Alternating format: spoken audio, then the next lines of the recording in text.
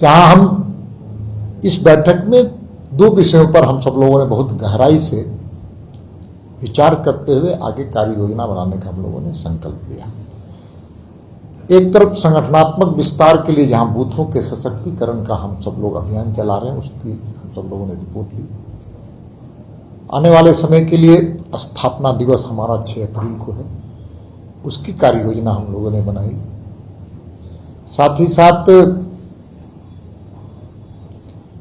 सामाजिक समरसता, सामाजिक न्याय का भी हम लोगों ने संकल्प लिया और उस दृष्टिकोण से ऐसे कई स्वच्छता अभियान से लेकर के निःशुल्क चिकित्सा से लेकर ऐसे कई कार्यक्रमों का पूरे प्रदेश में आयोजन पार्टी करेगी। लेकिन उसके अलावा एक ऐसे विषयों पर भी गंभीरता से विचार हुआ, राज्य सरकार की कार्यशैली, उसकी नीयत और नेतृत्व की अक्षमता, भ्रष्टाचार का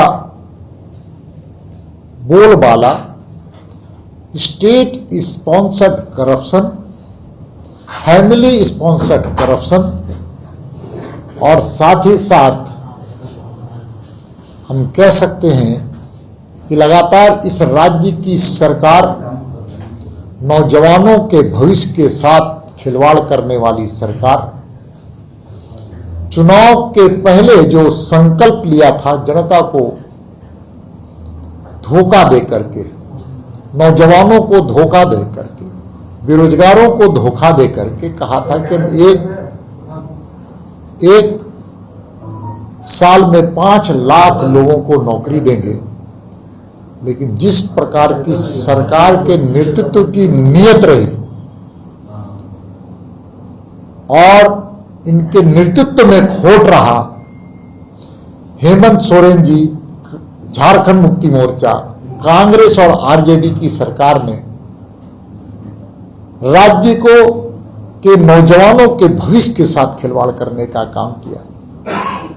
लगातार कई उलझने पैदा करके राज्य में और एक नया निराशा का वातावरण पैदा करने किया, नौजवानों के साथ, नौजवानों के भविष्य के साथ खिलवाड़ करने का काम किया। विकास की उल्टी गिनती इनके शासनकाल में हुआ है। वित्तीय अराजकता और वित्तीय अनियमितता इस राज्य में बहुत तेजी से फैला है, जिसका उदाहरण है कि एक दिन में 5,000 करोड़ मार्च लूट में एक ही रात में निकाला गया। इस सरकार पूरी तरह से फाइनेंशियल एनार्किज्म, जिसको कह सकते हैं, वित्तीय अराजकता की ओर बढ़ रहा है। इसलिए इस राज्य में जिस प्रकार से इलीगल माइनिंग है, जहां छापे पड़ते हैं, करोड़ों करोड़ के दस्तावेज होते हैं, सरकारी अधिकारी को पार्टी का एक एजेंट बना करके काम करने का सरकार काम कर रही है। उसी प्रकार से तुष्टीकरण की राजनीति का बोलबाला है। अभी आपने देखा होगा, चाहे शिवरात्रि का समय हो, चाहे वो दुर्गा पूजा का समय हो, चाहे गणेश उत्सव का समय हो, चाहे वर्तमान में रामनवमी का समय हो, किस प्रकार से अपराधियों के द्वारा, असामाजिक तत्वों के द्वारा यहाँ पर हिंदू जनमानस के साथ खिलवाड़ करने का काम किया और अपराधियों पर, समाज विरोधियों पर यह सरकार कोई कार्रवाई नहीं कर पा रही है। हम सबको जानते हैं कि रांची में इसी मेन रोड में हनुमान मंदिर पर हमले हुए सब लोगों के नाम सरकारी खाते में है, लेकिन सरकार के नेतृत्व में इतनी क्षमता नहीं है कि अपराधियों को पकड़ पाए।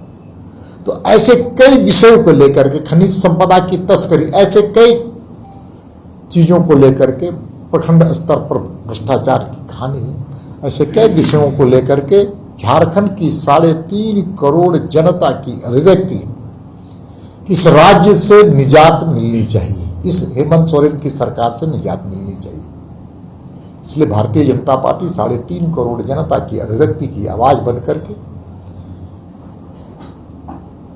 सभी बूथों से, 29,446 बूथ है, सभी बूथों से 32,000 के लगभग गांव हैं, सभी गांवों से समाज के सभी वर्गों को, चाहे वो नौजवान हो, चाहे मजदूर हो, किसान हो, बेरोजगार हो, महिला हो, आदिवासी हो, दलित परिवार हो, सारे लोग मिलकर के इस सरकार के खिलाफ, पूरे प्रदेश के कार्यकर्ता और समर्थक मिलकर के हम सब लोग 11 अप्रैल को डेरा डालो, घेरा डालो और प्रोजेक्ट बिल्डिंग को हम लोग घेराव करने का काम करेंगे।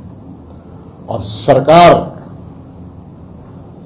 जो जन विरोधी सरकार है, भ्रष्टाचार से युक्त सरकार है, विकास से मुक्त सरकार है, नौजवानों के भविष्य के साथ खिलवाड़ करने वाली सरकार की ताबूत पर कील ठोकने का हम सब लोग काम करेंगे। आज की बैठक कितनी रही, कल भी सांसदों की बैठक दिल्ली में है, इसी विषय पर सांसदों के साथ भी बैठ करके हम विचार करते हैं। प्रदर्शन करेगी दीपक जी, जब 32,000 गांव से अपने निमंत्रण दे रहे हैं। आप देखा होगा, इसके पहले भी हम लोगों ने विधानसभा का घेराव किया था। मात्र 3 दिन की तैयारी में हम सब लोगों ने एक बहुत ही अच्छा और बेहतर सरकार को घेरने का काम किया था और सरकार को उस निर्णय से वापस लेने के लिए हम लोगों ने दिवस किया था। आपको स्मरण है, हमारे पास समस्याएं ही आ रही हैं कि जिस प्रकार से उत्साह है इस कार्यक्रम में आने का, सरकार के खिलाफ आक्रोश है, हमारे पास संसाधन का अभाव है। नहीं तो संख्या तो इतनी आए कि रांची की जनसंख्या के बराबर आएगी, इतना जबरदस्त आक्रोश है। आपने देखा होगा कि संथाल परगना बंद का आह्वान होता है और संथाल परगना बंद हो जाता है, उनकी विधानसभा की पान की दुकानें बंद हो जाती है मरहेट में। इसे समझ आना चाहिए कि जनता कितनी आक्रोशित है, जनता पस्त है और राजा मस्त है। बहुत बहुत धन्यवाद। आपको लग रहा है कि जर्नी में दिक्कत होगा आपको, फिर आपके और बच्चों के बीच झगड़ा? पांडे जी, सवाल छात्रों और मेरा नहीं है, सवाल झारखंड के भविष्य का। झारखंड के भविष्य के साथ खिलवाड़ करने वाली सरकार है।